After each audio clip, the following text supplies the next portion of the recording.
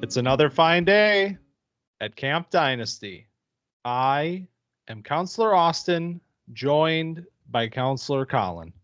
And we are talking about Week 11 of college football.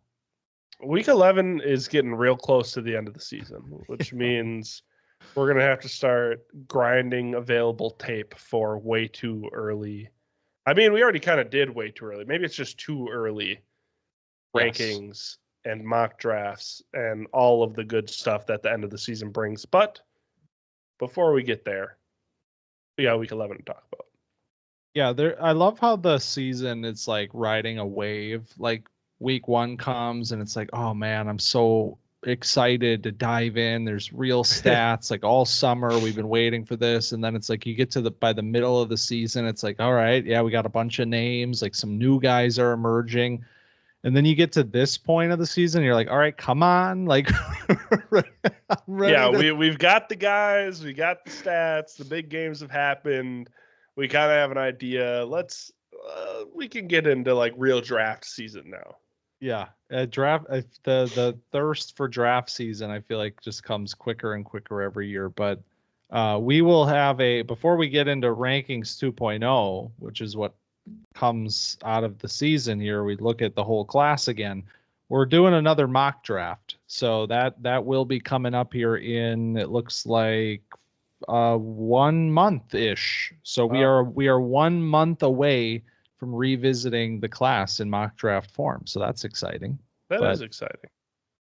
And if you're looking for us on YouTube last week, you didn't want to see that.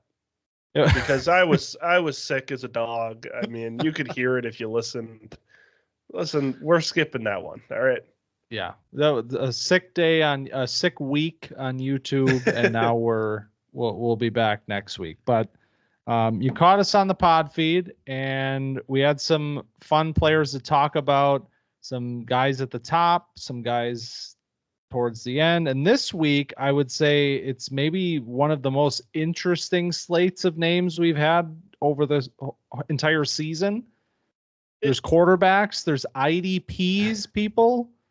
It's definitely different than what we normally do, because I was like, we got to get this guy on. And I was like, you know what? Let's get another quarterback on. And then you brought up an IDP, and I was like, you know what? I'll bring up an IDP. So we definitely have a little bit of different stuff sprinkled in for, maybe the super flex guys and the IDP guys that have been waiting all season to hear some IDP names. And I mean, maybe there's a reason you haven't heard the names yet. Maybe we've been slacking. I don't know. It's tough. Like I get it, man. IDPs, they're people too. We say it all the time, but it's tough to do that in season because we know how box scores are when it comes to defensive players, but we got some on. Is that code for some of the offensive performances this week weren't like super stellar? It could be, but it's fun to branch out a little bit in that case, because for the majority of the season, they have been just too good to ignore. That's why we haven't had a lot of quarterbacks, tight ends, IDPs on this season. But with all of that said, we're starting in a place that is we are very familiar with. We did the thing last week where it was like, all right, Ashton Jeanty is a person. He will always deserve a badge. We don't need to give him one every single week. But I just can't ignore when you go on and it's like, oh, okay, yeah. Leading rusher of the week, Ashton Jeanty, another 200-yard performance. So, yes, we are giving him another badge here. I am giving him the workhorse badge this week. This is 4 consecutive games with 30 or more carries for him. They have completely turned to him down the stretch of this season. Like they're up to number 12. Boise State ranked number 12, up to 8-1 on the year. They have just put their season in his hands at this point. Like fully, we're just going to feed him until the wheels come off. And hopefully they don't, because that would not be fun for anybody. But in this game, 34 carries, 208 yards, 3 touchdowns. I mean, it was another masterclass of highlights and fun things happening. But like some of the things that I love about Jeanty are the plays that aren't these like 50, 60 yard runs that you're seeing on social media like all season long. It's the little things. Like there's a run on 2nd and 2 where he gets literally clotheslined by a defensive lineman like before he gets to the marker, does a complete 360 and doesn't lose his balance and gets the first down on that play. Like that 3-yard run for a first down is like one of the best plays from this entire game because there's not many guys that are able to convert there like Jeanty. Also, more pass pro highlights in this game. He completely decleated somebody in this one. I mean, it's the big things. It's the little things with Jeanty. That's what makes him such a special player. Yeah, absolutely. It's like everything you want in a running back is Ashton Jeanty, and I'm starting to just look forward to the running back discussions that we're going to have at NFL draft time of like, well, Bijan went 8.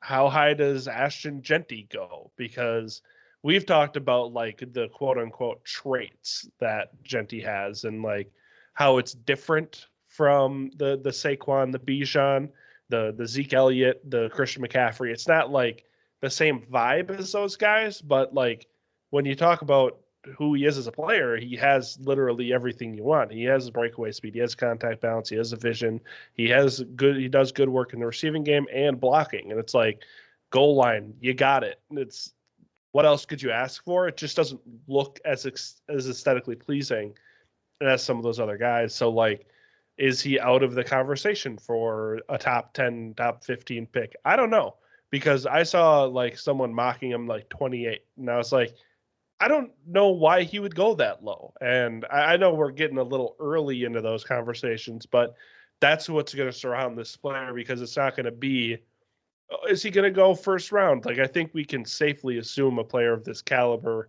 Heisman contender running back, is going to end up being there. I just am wondering, like, are we that deep into the running backs don't matter that a running back this good doesn't matter, Yeah, well, first of all, like this is where we are with Jeanty. This is like badge 6, so it's like let's talk about where he's going to go in the NFL draft. Yeah, I don't need to talk about what he did on the field. I mean, the guy buried somebody on his way to the end zone. It's what he does. Yeah, no, I think it was Dane Brugler that tweeted this out. Somebody tweeted like 28 on Nevada had like the worst day of his life, and that I was like, oh, it was a few plays or whatever, and then you watch it, it was like every single play it felt like that safety was near him and failing to bring him down. So it was kind of, and he got absolutely trucked on Jeanty's like in first basketball. touchdown. Yeah, when you like pick and roll a guy to death because he can't play defense, it's like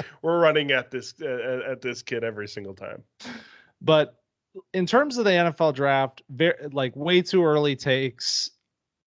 I think he's going higher than you think he's going. Like, and maybe you think he's going top 15 because he's probably going to win the Heisman. He's a very notable name. Like I've seen people talking about him like that, talking about him top 15, top 10.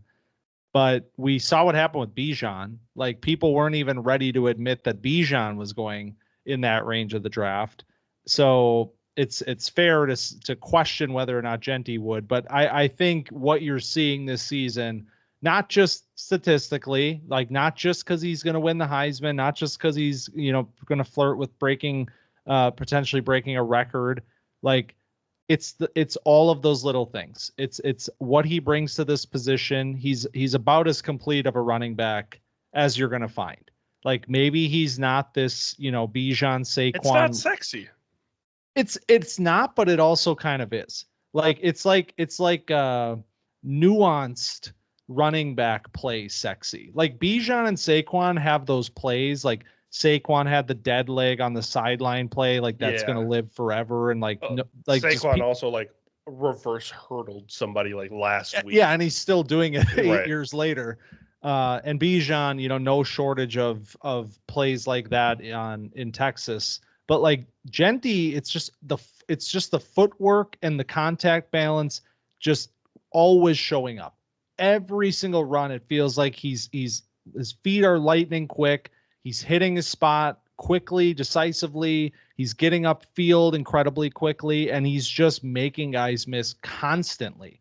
So it's like, but earlier in the season, we were talking a lot about like this idea of, the competition element. And that's why we were, a little skeptical about him coming in. And now it just feels like he's hit such a groove at this point of the season, and he's gotten better, I would say too, from last year, of course.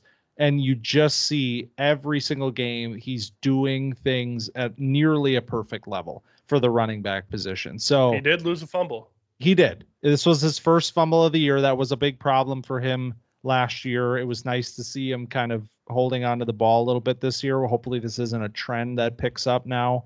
But yeah, first fumble of the season. That was about it. Like, that's about it from his, when you look back and think about even the 2023 film where it was like, oh man, I don't know if this is going to keep up. Well, knowing that it will, and knowing that's just who the player is, then it's like, yeah, the fumbles, that's really the only thing you can point at with him, and he's improved in that area as well. And you mentioned like they've given the keys of the offense to him, and that's been since week 7, where prior to that it was a lot of 20 carries around there, up to 26, and then he even had a couple 11, 13 where they're keeping him under 15. And then he wasn't playing the full games either, right, in some of those. So, and it seems like that at some point they're just like, either he's in reach of the record, let's give him the ball, or like our best chance to win is in Ashton Jeanty's hands, let's give him the rock. And then ever since then, week 7 on, he's had at least 31 carries in every single game. So it's like you see the efficiency go down a little bit, and it's like, oh, why did that happen? And it's like, well, he is the engine that makes the offense run, instead of being like the threat on the offense that can make a big play. It's just like you are everything plus the threat to make the big play, Yeah. I mean, he's consistently he's not averaging 10 yards a carry anymore like he was against, Portland and Georgia Southern. But at this point in the season, Boise State's trying to get into the college football playoff. Exactly. And it's on his back. Everybody, we've talked about this. Everybody knows where the ball's going.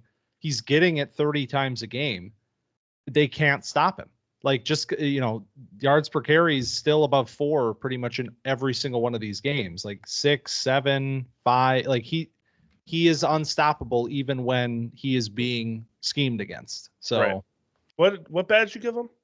Workhorse. Okay, that's what I thought. Apt.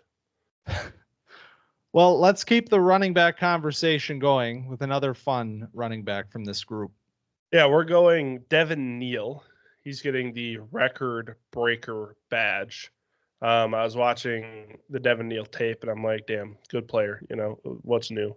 But then I was like, I saw a video of his, and it's like, Devin Neal sets 3 program records in one game. And I was like, oh, well, I guess I got to change his badge name, because he broke the Kansas rushing record for a career, rushing touchdown record for a career, and 100-yard rushing game records in a career with his 116-yard, 2-touchdown performance against Iowa State in an upset that Kansas delivered them. He also had 2 catches for 22 yards.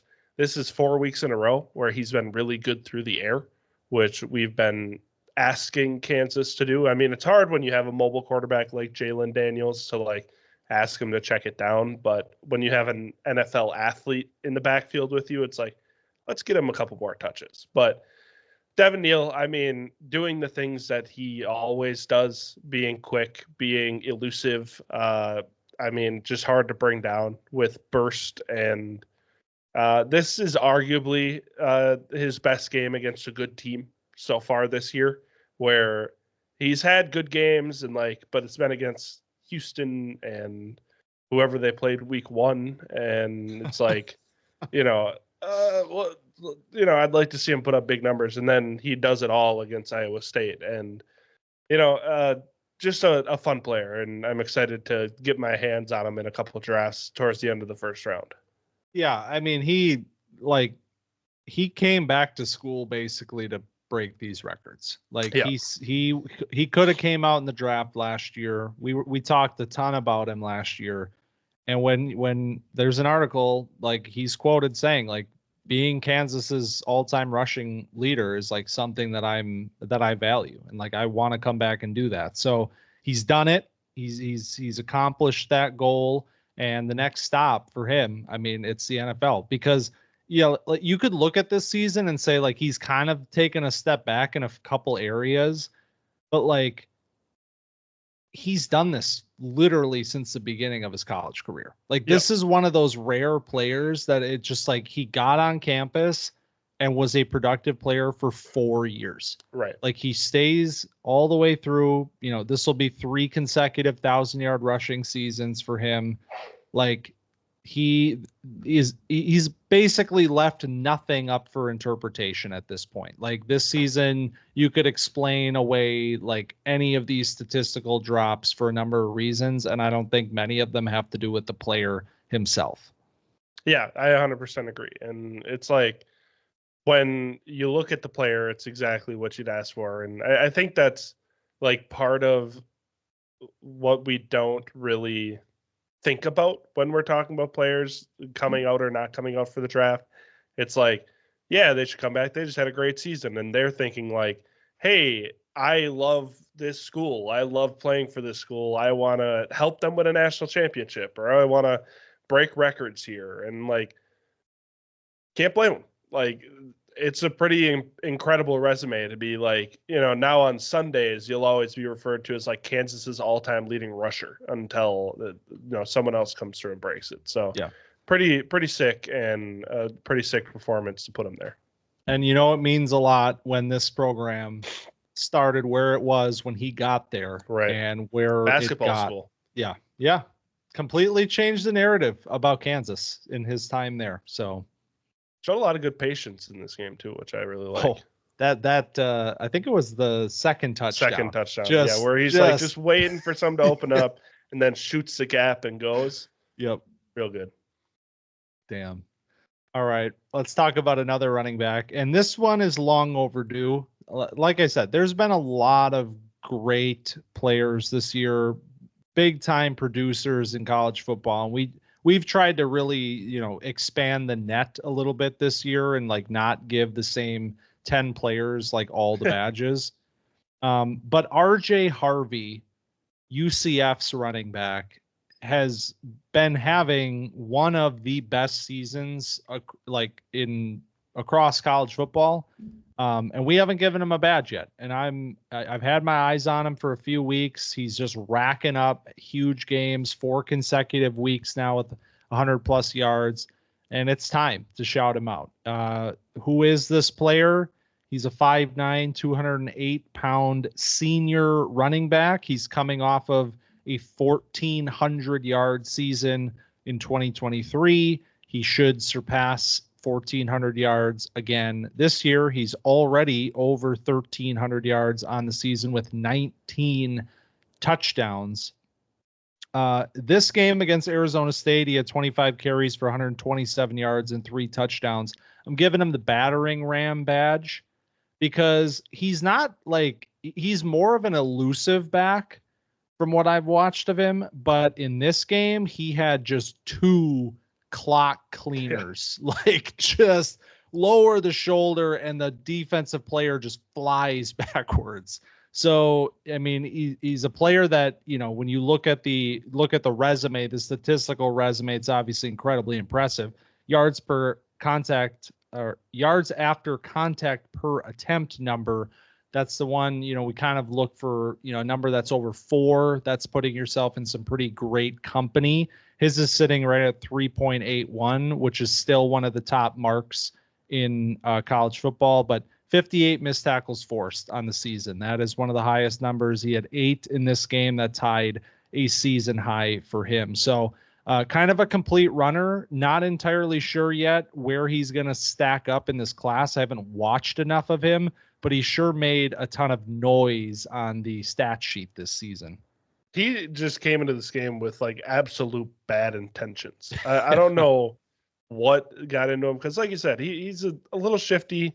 He is another one of these guys that'll like put his hand on the back of his old lineman and then like find a hole and slide through. And he was just getting to the second level and like picking out a guy and like, hey man, fuck you. Like I am eat shit.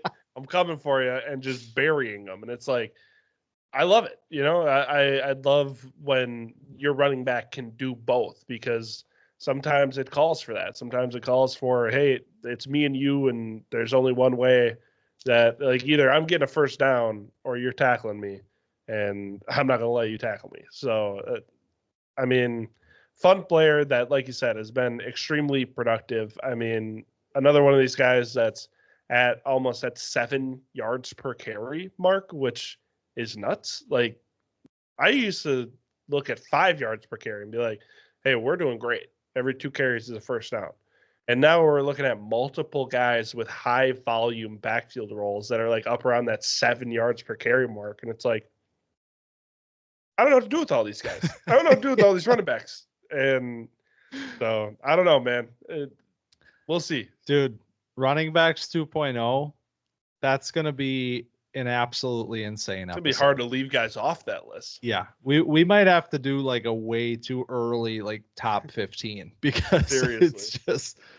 But yeah, we've talked a ton about Caleb Johnson this year, and for good reason. And he's going to be one of the top players in this class. RJ Harvey moved ahead of Caleb Johnson in rushing yards this week, so he's that level of a dude in college football this year. All right, let's talk about another player that is a very impressive runner, but not a running back. That's right. So Jalen Milroe deserves to have conversations about him because he's a enigmatic player who happened to run wild against LSU this week. He's getting the Tiger King badge. He had 13 carries, $185, 4 touchdowns on the ground, 12 completions for 109 yards to the air. So pretty pedestrian game through the air. And it's like, who cares? Like the guy had 40 fantasy points on the ground. Like that's all I care about when it comes to fantasy football. And we're talking Camp Dynasty here.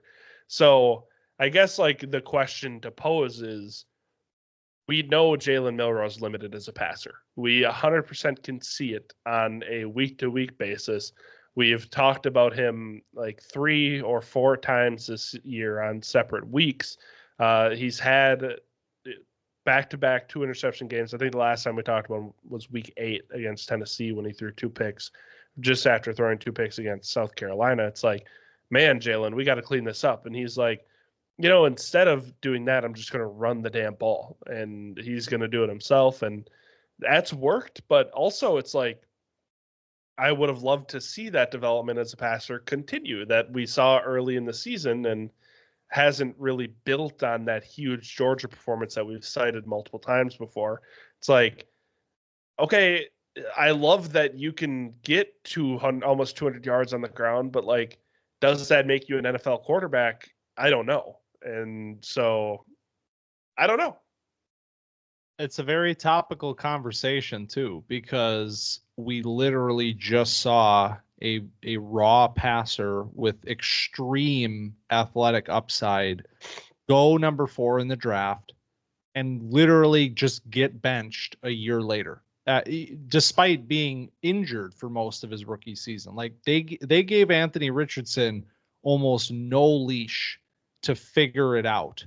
And that has been a something that we've seen at the quarterback position lately in the NFL. It has definitely become a more hasty game when it comes to if the rookie is struggling, how much time are we really going to give him to figure this thing out? And that creates a very interesting conversation around Jalen Milroe, because I would say today that Milroe falls very squarely into that box of extremely athletic, like unbelievable athlete. Like the rushing potential with this player is insane.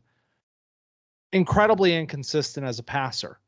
And like you said, we saw flashes earlier this season and I thought we're here. Like I thought he's taken that step. We saw the flashes in 2023, especially later in the season in big games, the SEC championship game and the playoff. It was like, it seems like he's here. And he comes into this year. It's the Kalen DeBoer system. Are they going to let him sling it? They will. He was. And now we're seeing the other side of Jalen Milroe. So it's a very confusing evaluation. And it's a very like scary one when it comes to what we've been seeing in the NFL in terms of if I'm going to make an investment in this player in fantasy, and especially if I'm playing Superflex, where I might have to take this player 101. Right. I mean, that might be the conversation because he could still be the number one quarterback taken in the NFL draft. Like, I don't think that's even a hot take to say, even with the struggles that he's had as a passer this year. But like, he's gonna have to get better quickly if he's gonna survive.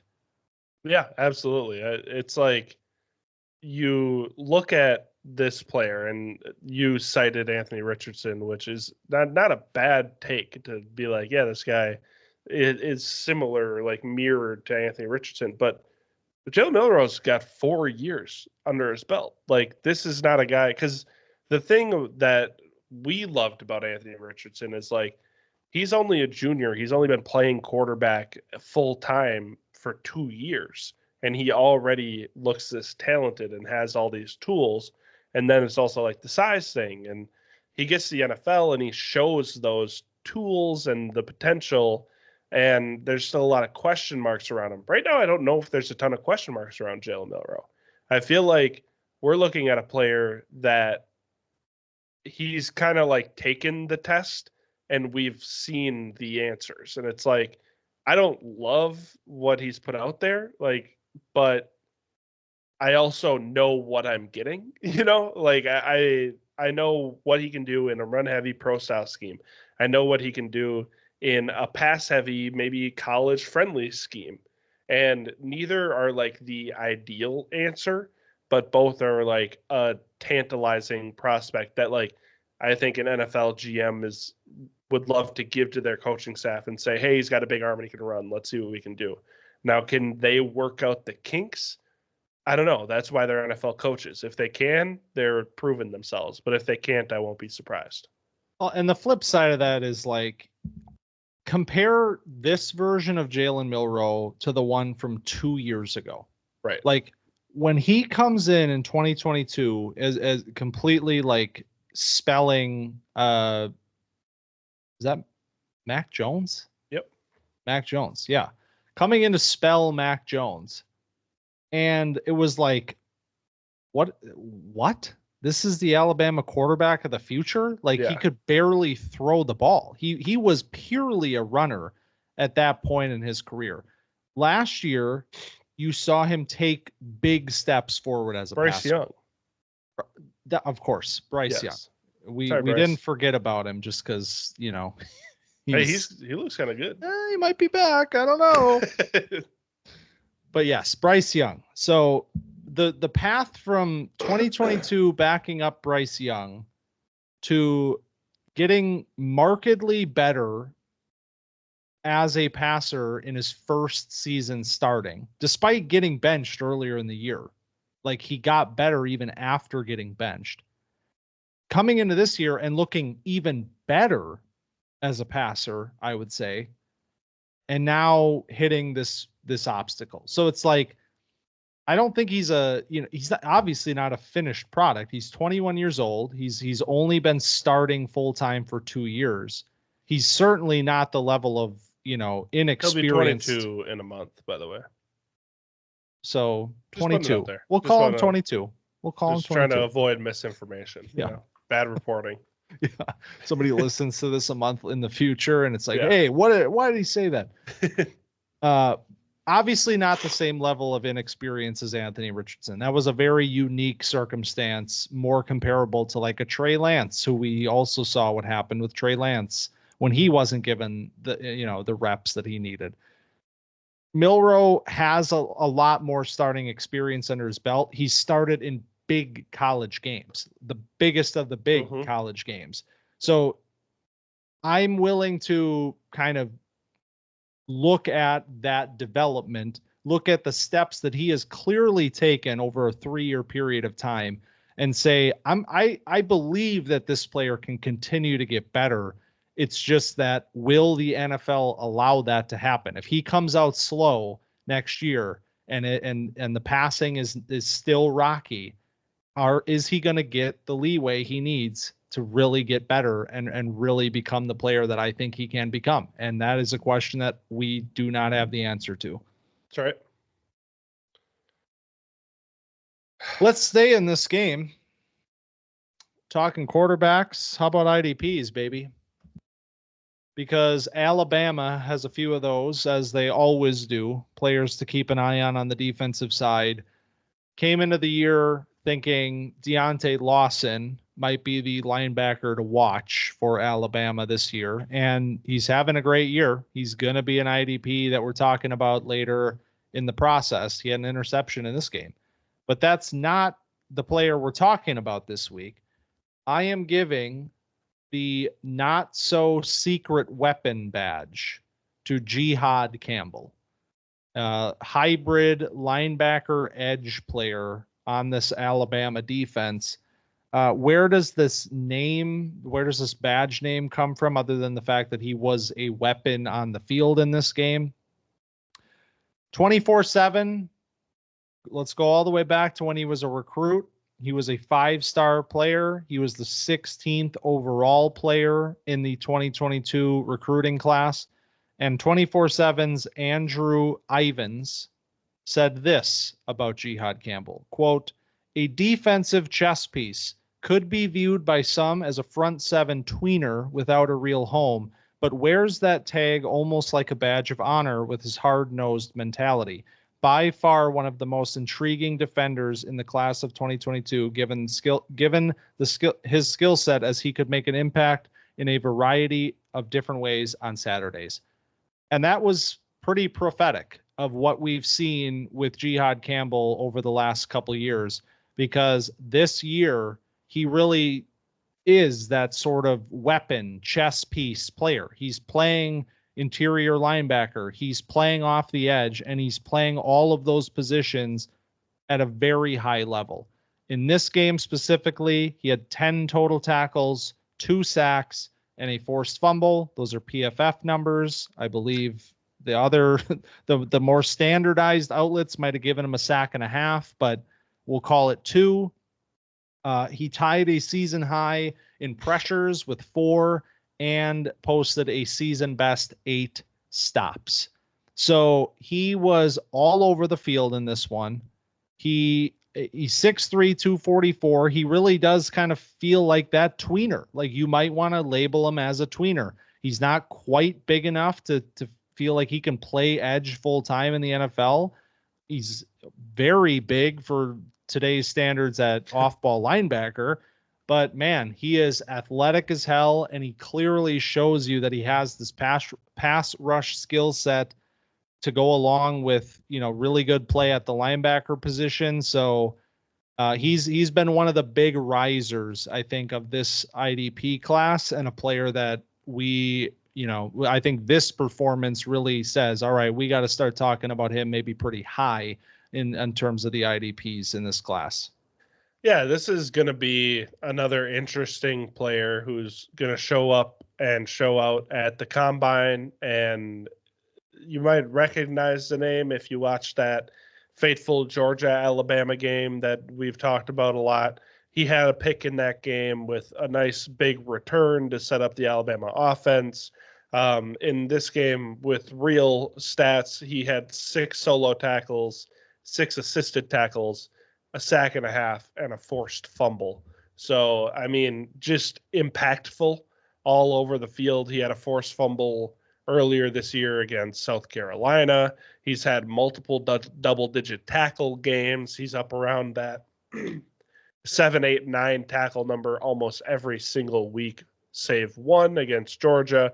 But again, you have that splash play. It's like, this is the type of guy that I think ends up at off-ball linebacker just because of what he can do. And then you just put him on the line every once in a while to blitz or to change up packages. He's one of these like psychopath defensive coordinators' best friends.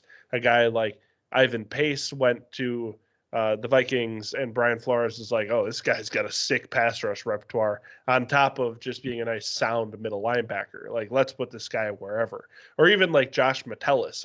He's not going to be that kind of player, but a guy that can just line up all over the place. And it's like, you go somewhere where a defensive coordinator can be like, oh man, you can do a whole bunch of different stuff. I'm going to have fun playing with this kind of versatile secret weapon, chess piece, all those buzzwords. Yeah. Jihaad Campbell can fill a lot of those roles. Yeah, I agree with you. I think off ball is probably his primary role in the NFL. He looks more comfortable there. And I think in his length and his size, like he does look a little bit like unnatural coming off the edge, but it works. I mean, he's clearly got strength. He was bull rushing the left tackle, LSU's left tackle in this game on one of his pressures. But yeah, fun player, really the kind of guy that, and from an IDP perspective, you start to maybe think some crazy things, especially if he's going high in the NFL draft, which seems likely. Yep. All right. Someone else that's probably seems likely he'll go high in the NFL draft, though we'll have a conversation about it right now. Quinn Ewers. Quinn Ewers had his best day of the season this week against Florida. You probably saw the stat line or the game if you're a college football fan. But he was 70%, 333 yards, 5 tuds, no picks. This was his cleanest game. He was throwing the ball around the yard. He was pushing the ball downfield. He was getting the ball to his playmakers. Everything was firing on all cylinders for Quinn Ewers, and that's the times when it makes him look like a real NFL caliber quarterback. Now, I guess my question to you, and I guess this is big picture corner with Collin with a few of these guys, but it's like, I love it. It's week 11. We're getting to the end of the season. What does this mean to you for Quinn Ewers? Because I know you're a little more skeptical on the player, and I respect that. But like, this is the kind of game that I think of when I'm like, when he puts it all together, this is kind of what it looks like. But you also have to take all the other games and all the shitty throws and all the shitty performances with a performance like this where it's all clean. And that's the trickiest thing, man. Like this quarterback, I mean, we talk about Milroe. It's like, what matters, what doesn't, what do you want to bet on? Ewers is a similar conversation, just obviously a very different type of a player where you have these flashes of excellence in terms of as a passer. And you obviously understand that the arm talent is extreme. It's just been, we've been talking about Ewers for so long at this point, and it's like, it feels like the conversation has not progressed. It feels like the conversation is still about the inconsistencies. Yeah. And can we trust it? Can we trust the moments like this where you're seeing a flash and you're seeing him put it all together? Can you overlook the games like Georgia where, I mean, it just all falls off the rails for him? Like, so it's another one that's really hard. And I think this quarterback class, especially, I mean, this is why he doesn't come out last year, because you had such a defined quarterback group last year, like very high-end talented quarterbacks in last year's class. And now in this sort of environment, in this sort of quarterback class, like Ewers can definitely be one of the top 3 taken in this draft. Like, but it is a product of the circumstances outside of him. It is a product of the class being generally weaker and being generally more uncertain. So, I want to bet on him. Like, I want to bet on the traits that you see from him and the flashes that you see. And I thought he got better last year. Like, I thought it was a big improvement from 22 to 23. I don't know that we've seen that same kind of jump from 23 to 24. And so when we dive into the film, we'll kind of get to figure that out for certain. But he's running out of time to prove that he has fully taken that next step. Can I just comp him to Sam Darnold? You can. I mean, why not? A guy that has unbelievable arm talent that is just a bonehead a lot of the time. And like, if he ends up with a great coaching staff and like a great surrounding cast, I think he can look really good. But if he ends up on the New York Jets, it's going to be pretty ugly for a while, and maybe he could never recover. But like, there's a world where he ends up somewhere that is a little friendlier. And I don't know, there's like the Giants, I think, are the number 2 pick, and there's like the Raiders up there. And I don't think like anybody is preferred, and usually bad teams aren't really set up to help him succeed. But as of now, it's like, if he ends up in Cleveland with the number 4 pick, like, does that help him? You know, what's up? So what's really funny about this quarterback class is like, we look to the top of the list because that's where quarterbacks go. But like, that's true. I don't know if they're going up there this year. And so then you start to look at some teams like 10 to 15. And I'm looking at like Dallas. Like, how would you feel about Ewers going to Dallas? I'd feel weird about that. I mean, Dak can't even make that team look good. So like, am I trusting Quinn Ewers to right. I don't know. I don't love that, but. And I know they just paid Dak, but like, that is such a weird situation right now. And honestly, Ewers is the kind of player that could benefit from some time behind a player. Like, I don't think he needs to start right away. Yeah, I agree. I think like, if he ends up in a place, you know, we're looking at the teens and like Seattle, and he gets to sit behind Geno for a couple of years, and then you have DK and JSN. Like, again, this is projecting really far out, and like, don't need to be having these conversations right now. But I think he's that kind of player where it's going to be very dependent on landing spot. It's fun to have these conversations, though. Damn right. In November, when nothing is certain. Hey, can I give you props about Jared Verse? We're watching, we're recording during Monday Night Football. Jared Verse just had a tackle for loss and a strip sack fumble recovery on the same drive. Good player. Hey, we both liked him a lot. So. It's true. You had him as your number 1 through the entire thing, top to bottom, and I just wanted to give you some props for that. Thank you. And we'll get to all grown up later. But before we get there, let's keep it rolling with what was Quinn's badge? Oh God, I didn't give him a badge, first of all. I'm gonna give him the enigmatic badge. Love it. Are you going to all grown up already with 2 other players to talk about? No, I said we're gonna keep the badges rolling. We didn't even do the call home yet. I know where I am. I know. I was like, whoa.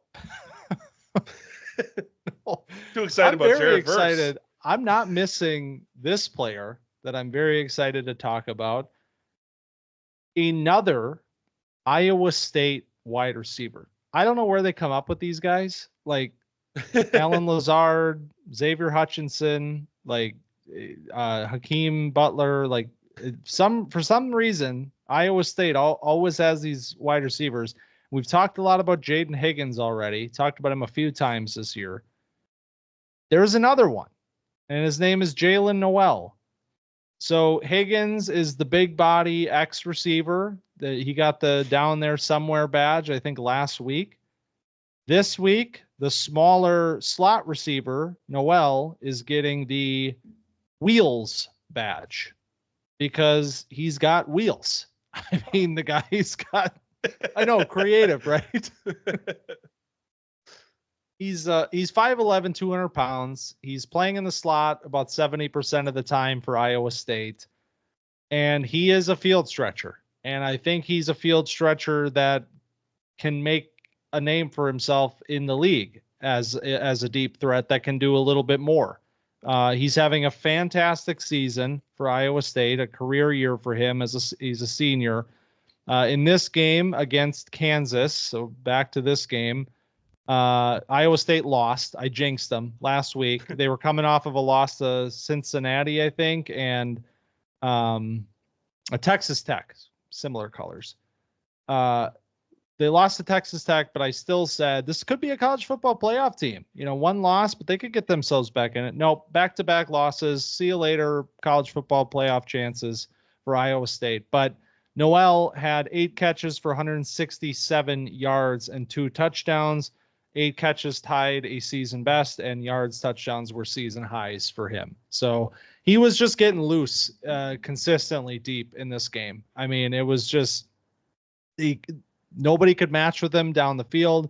His first touchdown was an out and up. He created some big time separation, made a really nice catch in the end zone on that play. And then his second touchdown was towards the end of this game. Iowa State just trying to get points on the board, but they were a couple scores down at this point. And he made a really nice catch in between 2 defenders, but didn't bother him because he just caught it, walked in, just chucked the ball at the ref who was signaling a touchdown. He's like, we're down by 14. I don't give a fuck about this. So he's standing on business too. All business, no play for Jaylin Noel, but fun player. Yeah, his first touchdown, he just ran by the guy. Like you said, it was an out and up, and it was like it kind of was. It was more like a slot fade, and like he stemmed it out and then went up the sideline. And the Kansas player knew it the whole time that he was going vertical. Just got burnt. It was just straight up like, oh man, this guy is really goddamn fast. And that's really my scouting report on Jaylin Noel is like, how is he always behind the defense? And sometimes that's due to the coverage getting broken. And sometimes it's due to the DBs like, oh my God, this guy is running past me. And like, I got to flip my hips and go and just cannot keep up. So Noel, definitely a good compliment with this Ohio State or Iowa State receiver duo. So definitely a fun field stretcher. That's like every time you're watching Iowa State, you're like, he's behind the defense again. Figure it out, guys. But sometimes you just got a knack for it and you can get it done. Yeah, definitely more of a complimentary wide receiver. Higgins excites me a little bit. Like Higgins, I'm interested when we get into like rankings, wide receivers, like where does he end up? Noel, definitely going to be a little bit later in this class, I think, based on, what I've seen from him this year. But hey, we talk about it all the time. I mean, names run deep and guys find roles. So we know he's fast, and that's important. Yeah, damn right. All right, let's bring it home. Not 1, but 2 IDPs. Absolutely. So we're going to Abdul Carter here, Penn State edge, number 11. He had 2 sacks against Washington after having 2 sacks against Ohio State. And I'm like, I guess we can talk about, Abdul Carter a little bit. This is a guy who we mentioned in preseason and was, I think, on both of our IDP top 5 lists preseason. And he has had a quieter season than I think we were expecting, but all of a sudden he has 40 tackles and 8 sacks. And it's like, okay, putting me on notice. It's just come in bunches for Abdul Carter, where he's had 3 2-sack games against good teams. He's had, Washington, I guess we can good in air quotes. But Ohio State, like I said, had 2 sacks against them, 2 sacks against number 19, Illinois. And then he had a sack against Kent State. It's like, yeah.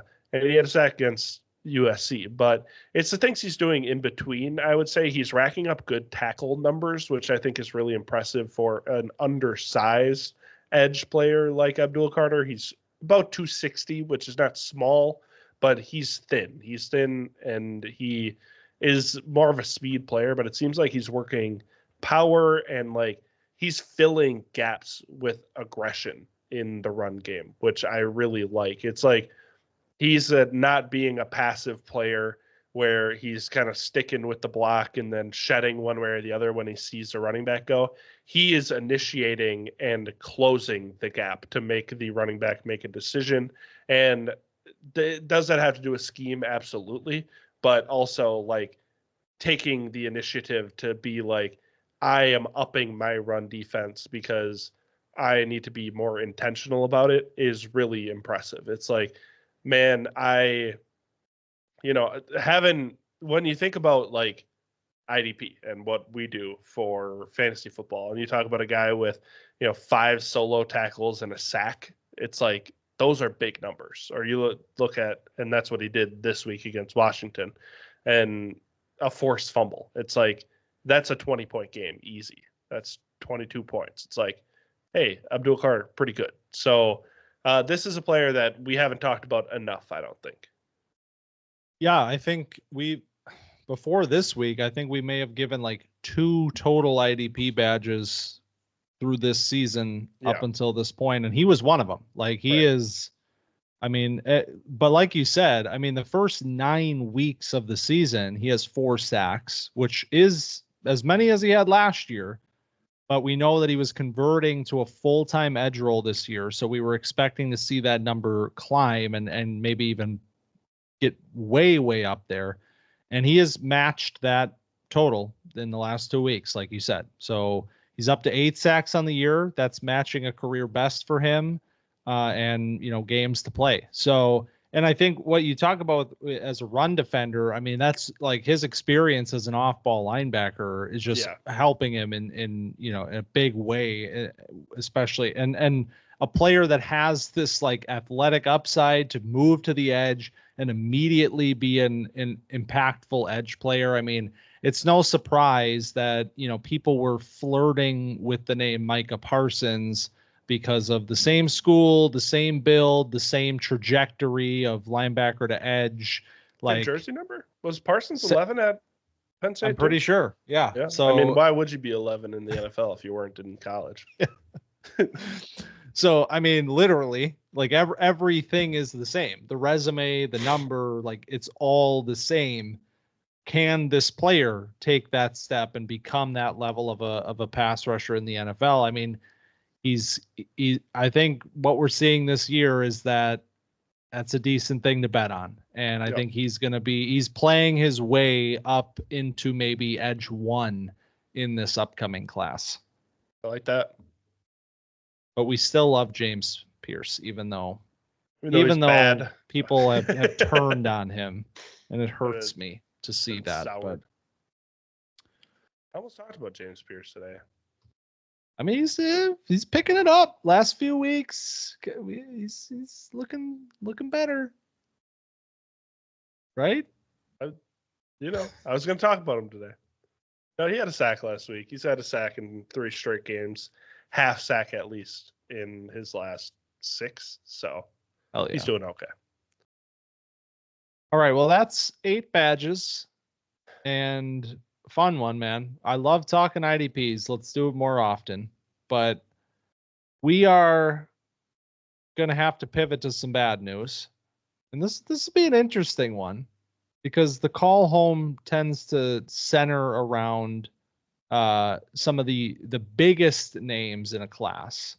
But sometimes you got to take a look at a player that you haven't talked about yet this year, and maybe you think that you should have. So let's make the call home. And in a year where we have talked about just an obscene number of running backs, like probably 25 at this point.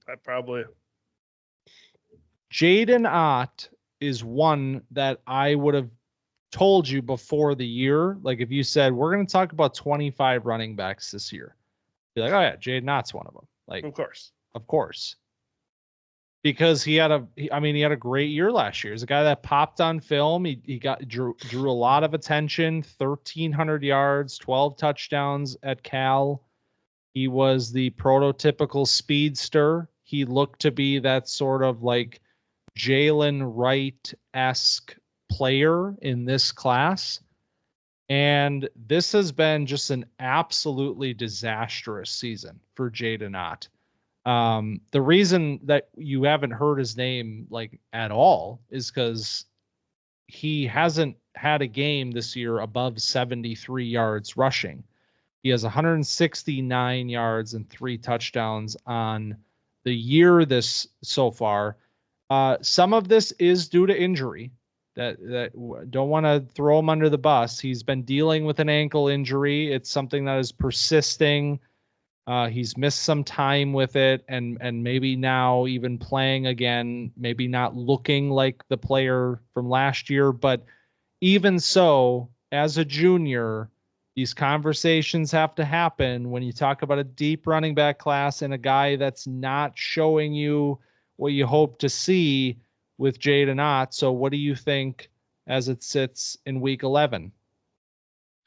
I think I remember college game day going to Cal, and I remember Jaydn being like the focus of part of that coverage, where I remember ought to go was a thing that was trending, which was an AI generated version of Chapel Roan's Hot to Go. And it was like, man, Jaydn poised to have a good year. Cal was running Jaydn for Heisman.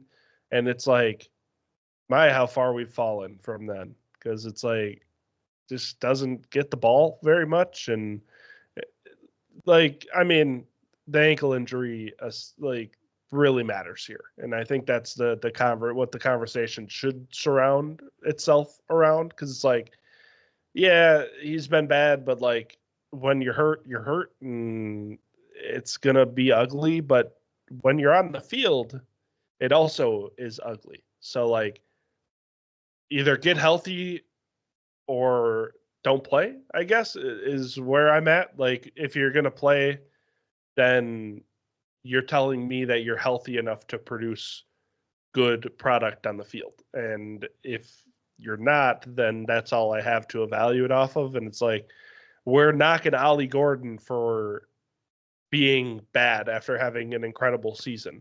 And I feel like we have to be in the same spot with Jaydn. Yeah, this is the sort of call home where it's kind of just like a level set of like, all right, is Jaydn even going to be in this class at this point? Like, right. that starts to become pretty doubtful, I would say, which is like not something you would have expected coming into this season. And I think, for anybody unfamiliar with the player's game, his number one asset is speed. Like, he is that prototypical get outside and just turn on the gas and go. And I think when you're talking about a player that has an ankle injury and not able to get up to full speed potentially, like, that is really exploiting, the other parts of his game that maybe aren't all there. And I mean, he's gotten involved in the pass game the last few weeks, or the last few games that he's played, I should say, because there's been some missed time in there. So it's not a totally, the 2.4 yards per carry, 160 yards. I mean, he does have 192 yards receiving this season, but even still, I mean, even with the tape that he put out as a sophomore in 2023, it gets so hard to put your name into this class, knowing how many guys are putting out tape now that are looking so damn impressive at this position. So this is maybe a we'll see you next year sort of a call home for Jaydn.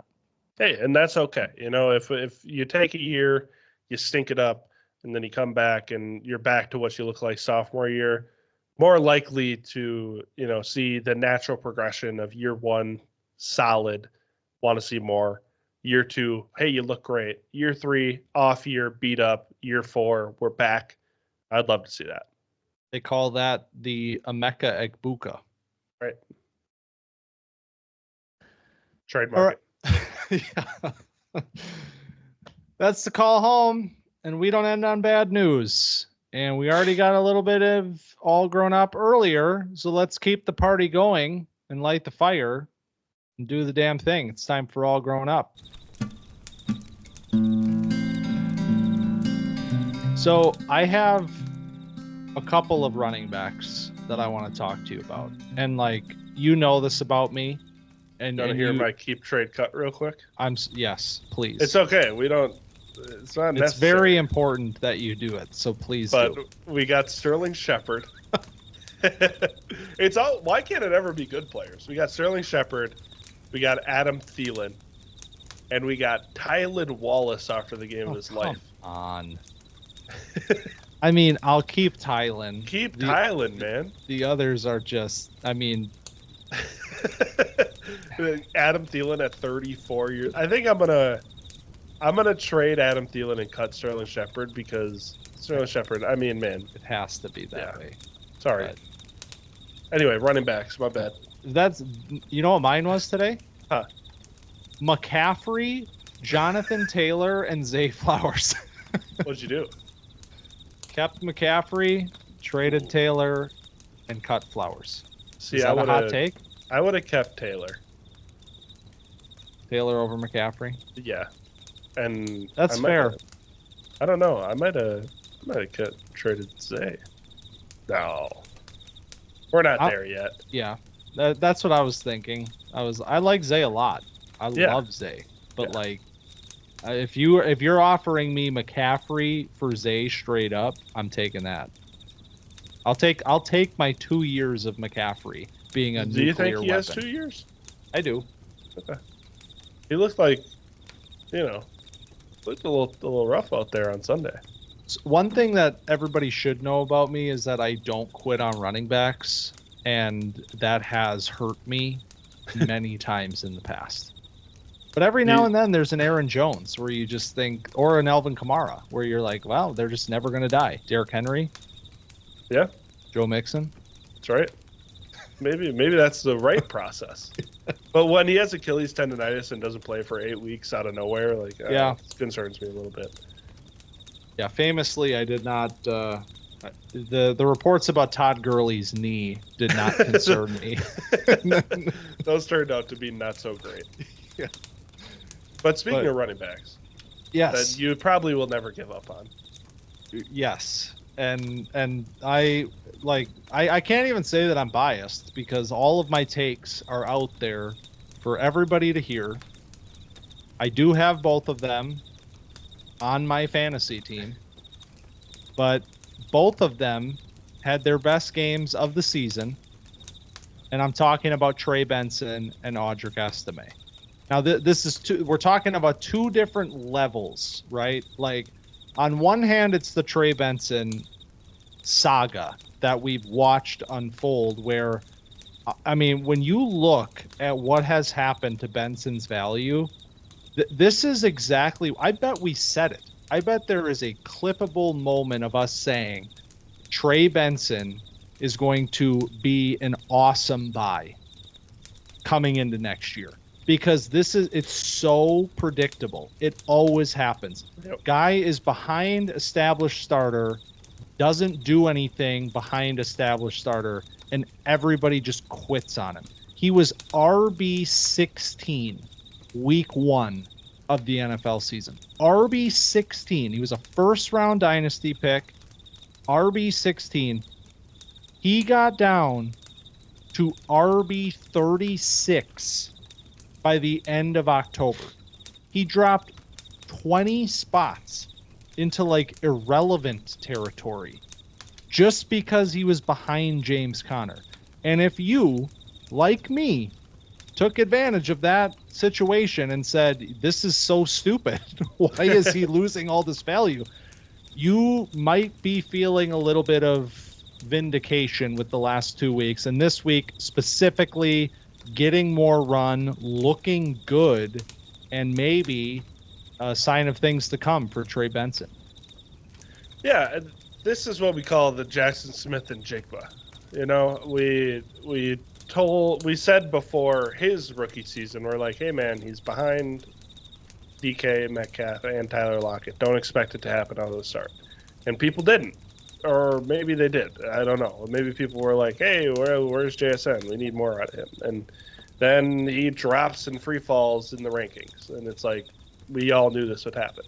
Same thing with Trey Benson, where it's like, hey, we don't know what Trey Benson's role is going to look like. We know for sure James Conner is going to still be good because the Cardinals love him and he does everything a coach wants an NFL running back to do. They bring Trey Benson in, and it's like he looks a little rough in preseason and then doesn't play a whole lot, and it's like, oh, it's over. We're dropping him down. He's listed for me right here as RB 33 in Dynasty.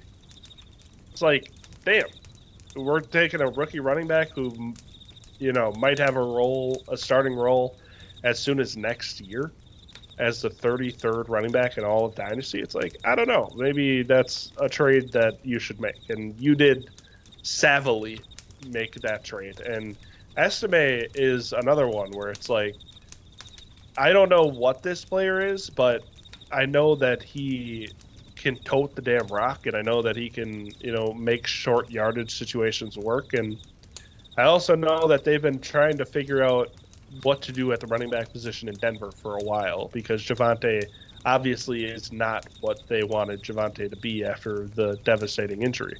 It's like Estime can carry the ball 14 times for 53 yards every day and twice on Sunday. So, like, why not give him the ball a little more? And he might just end up being like a Jamal Williams kind of thing where he's getting the ball in short yardage situations, but those short yardage situations might also be the goal line. So, like, could become valuable over the course of time. So both these guys are interesting players that have jumped in value because of a volume increase.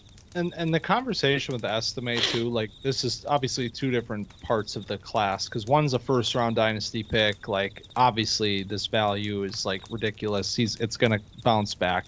Yeah. Estime was the kind of guy where, like, we were both like really big fans of his tape last year at Notre Dame, and he comes in, RB3 for me pre-draft. Do you remember where he was for you pre-draft? Was he RB3? I think he might have been 4. But 4? Yeah. Braylon Allen would have been in there for you. Yeah. So yeah. But like super high on him. And like that's even with like the combine whole fiasco. And I think that's the big takeaway is like I don't think Estime fell in the draft because of his film. I think he fell in the draft because of his 40 time. Like, yes. We've seen the NFL do this with, like, the most egregious example of this recently is Brian Branch. Like, Brian Branch falling to the second round simply because of his 40 time. Like, stupid. And yep. You assume that these, like, professionals are going to do the right thing, and we tend to, like, follow their lead as dynasty players, because why wouldn't we do that? But in Estime's case, it was like, man, this tape is like so good. And he's one of the youngest players in the class. The only one younger than him was Braylon Allen. And they're almost the same age, like months apart. Mm-hmm. So you have this extremely young running back that's showing you like amazing stuff last year at Notre Dame. Falls all the way to day 3, late into day 3, weird backfield. It's like, man, take a chance on him. Like, take a chance on him. What's the worst that can happen? Well, now you're seeing what's happening. Like, they're trusting him. He was the starting running back this week against the Kansas City Chiefs. He had the most carries. Sean Payton trusted in him, and it seems like that might be a trend moving forward because he looked pretty good in this game. Yeah. So it's a story of trust your guys. Like, we talked about that with Bucky Irving, another guy penalized for bad athletic scores. Good really football player. Athletic scores. Terrible. Horrible. Like, that was like one of the more concerning things I've seen because it was like we thought he was a pretty good athlete. Yeah. And sometimes you just have a bad day at the office, and sometimes it's the most important testing day of your life. Yeah, seriously. Like, so yeah, if your ankle's a little off, like maybe don't go to the combine. I'm not saying that Bucky Irving's was, but like that's just like kind of what you assume when you come back. Right. It's like, how can you not run a 3-cone? You're one of the quickest players I've seen. But yeah. Regardless, right, take it away. That was my piece. I've got 2 players also, 2 pass catchers. I got 2.5. First is Jatavion Sanders, who has been involved in the last 2 weeks. He's been playing 80+% of snaps. He had a touchdown this week. Didn't have a great game, but he's on the Panthers, so whatever. Last week he had 4 catches for 87 yards. This is a guy who we mentioned last week and just bring him back to the forefront because he's playing a ton and he's making an impact in gross passing offense. And then Ricky Pearsall, who is, a player we both liked, a player that we expected to be pretty good, a player that went higher than both of us expected to go in the NFL draft, and then someone who has a chance to seize hold of a wide receiver spot across from Deebo Samuel and hold on to that role. And, made good with it this week. He's not playing all the snaps. He's not replacing Brandon Ayuk, but they've kind of replaced him in aggregate. If you watch Moneyball with Ricky Pearsall and Juwan Jennings, it's like now we got 2 guys that can kind of do a little bit of what Ayuk could do. And Pearsall in this game had 4 catches, 73 yards, and a touchdown. He had a nice long touchdown. It's like, hey, this feels good, Like it, just like with everything that happened to him, he got shot in the off season right before the season, and it's like, hey, if you don't play this year, that's totally fine. You got shot in the chest. And it's like, well, no, I'm going to go and I'm going to be involved and I'm going to score my first NFL touchdown by week 10. Pretty sick. It's like, hey, man, feel good story. It is. And this is another case of hilarious value drops. Like, the dude got shot. I don't want him anymore. Like, July, he's sitting at wide receiver 38 in Dynasty. By the beginning of September, NFL season's coming. He's down to wide receiver 56. The only thing that changed is that he got shot. Yeah. So, I don't know if this is off more my about, board. Yeah. Like, I don't know, like KTC, man, it's such a trip. Like, I can't believe that this is like real. Like, part of me believes like, oh, people just like don't care what they're picking on their KTCs. Like, oh, I saw Pearsall got shot, cut him, like whatever. Like, but it's still funny to just see, like, I bet there was like a buy window with Pearsall after he got shot. Like, I bet there was somebody that was sitting there like, oh, well, he got shot, so I don't know, maybe I should trade him. Anyway, yeah, this was a really good week. Really good sign of the player that we were hoping to see and glad that we're getting to see despite what happened to him. And it's even crazier that we're seeing it this quick because of that. So. And then one more person I wanted to shout out is A.D. Mitchell, who is another guy we were both very high on. Finally played a lot of snaps with Michael Pittman out. Played 94% of snaps for the Colts, 6 catches, 71 yards on 6 targets. So the early season bill on him was like drop passes, missed balls, wrong route, effort, whatever. But it just seemed like it all came together in this Buffalo game.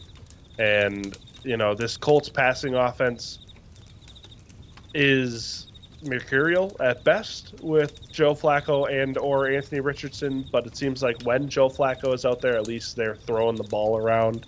And if he's on waiver wires in the redraft leagues and Michael Pittman is still hung up on this back issue for a little while, he's earned himself targets at least and is a freak athlete that can turn that into stuff. We both also, again, we liked a lot. It's a route runner that has like a 10 RAS. It's like, if he can figure out all the little things, like this could be an alpha wide receiver. Another guy that you can probably buy low on because I haven't checked his KTC value, but like real life, I don't think I've heard a soul talk about this player. So yeah, well, it's the full A.D. Mitchell experience this year too, where it's like there's some bad vibes and we knew he's behind guys. We don't know what it's going to look like, but man, you love the talent. Like you can't ignore that talent. And we stayed high on him through the process, even despite the landing spot being weird. And then you see what happens when he gets mixed in. And like we kind of both said, like post NFL draft, like he's got the talent to be their number one wide receiver. Like if he puts it together, he can be better than Michael Pittman. Josh Downs, by the way, like good player, fucking Camp Dynasty legend. Josh Downs, just amazing player. But yeah, AD Mitchell, good to see him getting involved, putting up some numbers for the Colts. Do I want to do this right now? Where are we at? Yeah, might as well. All right, let's do it. Is there a panic meter that exists for Caleb Williams in your mind? I don't want to do this.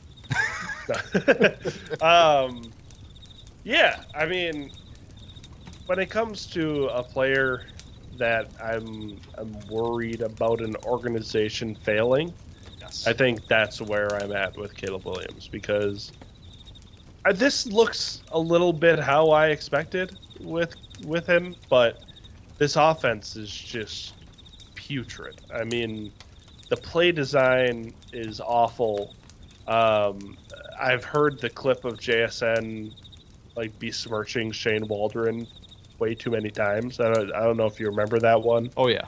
Yeah, that's been played on repeat, because this is what it looks like. It's guys running routes to the same spot. It's offensive linemen, and this is a different area of concern, but offensive linemen missing key blocks and not knowing what they're doing, running backs not picking up blitzes. It's a full organizational failure to support a rookie quarterback. And it's not just Shane Waldron. It's not just Matt Eberflus. It's the staff top to bottom, where you have completely mismanaged your talent acquisition, because you trade a fourth for Keenan Allen, who looks cooked, and you let Darnell Mooney walk out the door for cheaper. And it's like, so you spent a fourth and you're paying Keenan Allen when you had a guy who is like I don't know, like top 10, top 20 in yardage right now in the NFL. Like, that would be great to have someone that can stretch the field.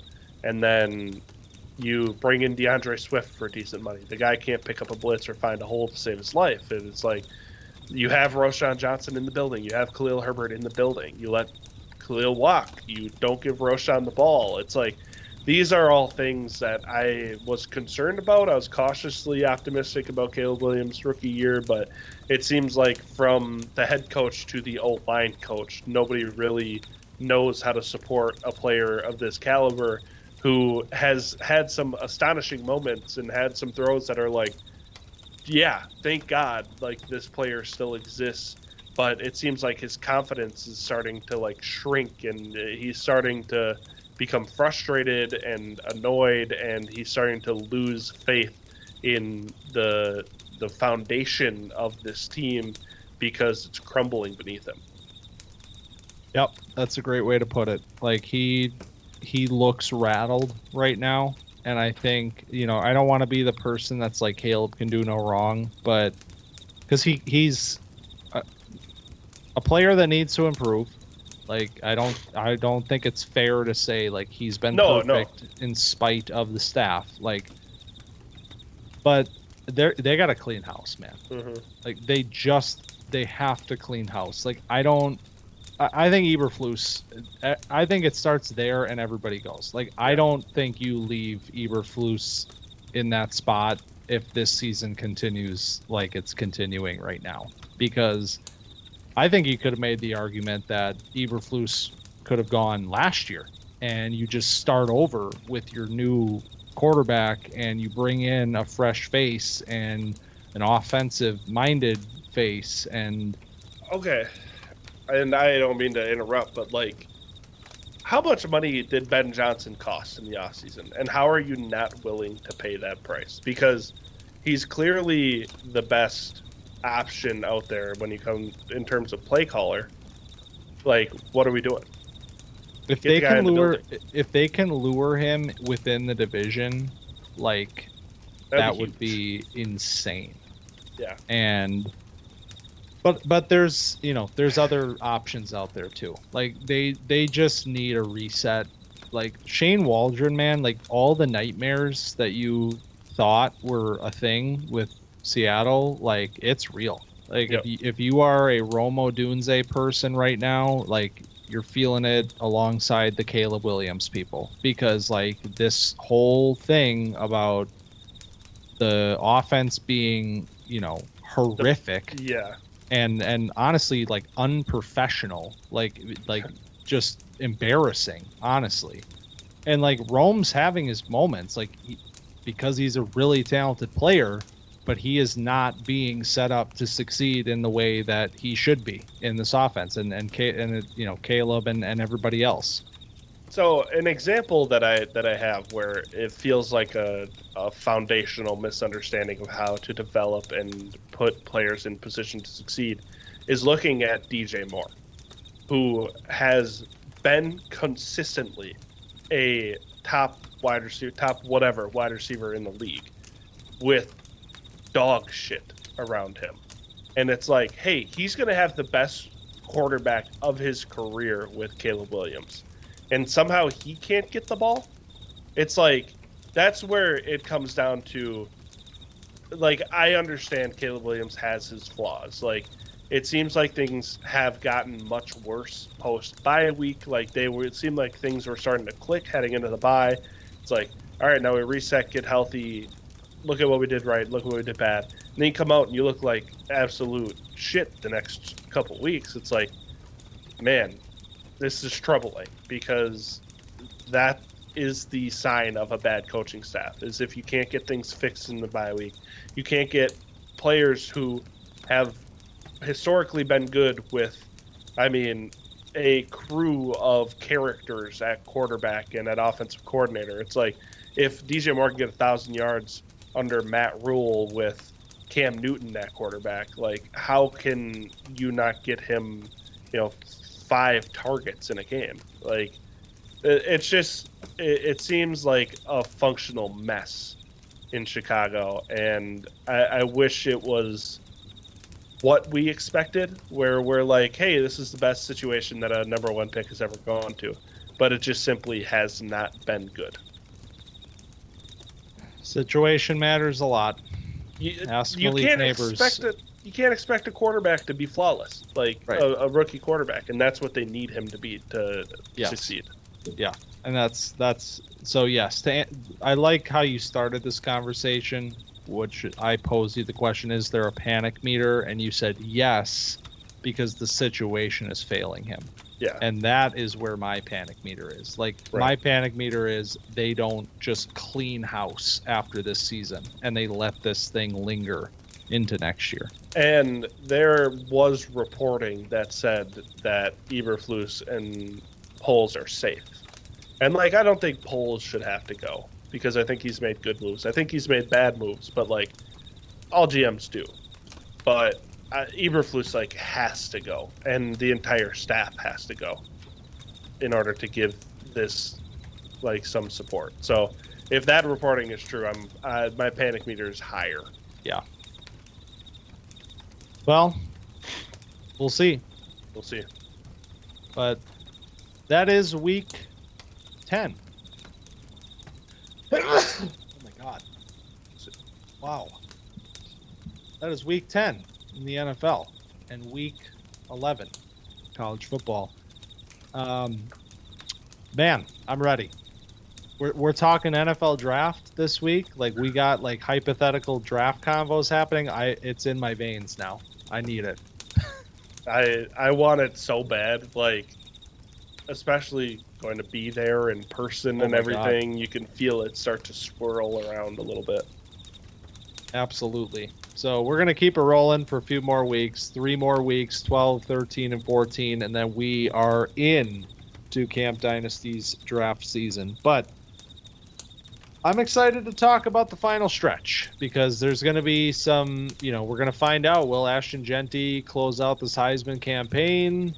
where are guys like Caleb Johnson going to finish this season? And, you know, this wide receiver class, man, we haven't like talked about it at a high level very much, but like there's some room in there still with 3 weeks to play to like grab hold of something, because you got McMillan, and then I think after that it's like it's pretty open. I don't know. Yeah.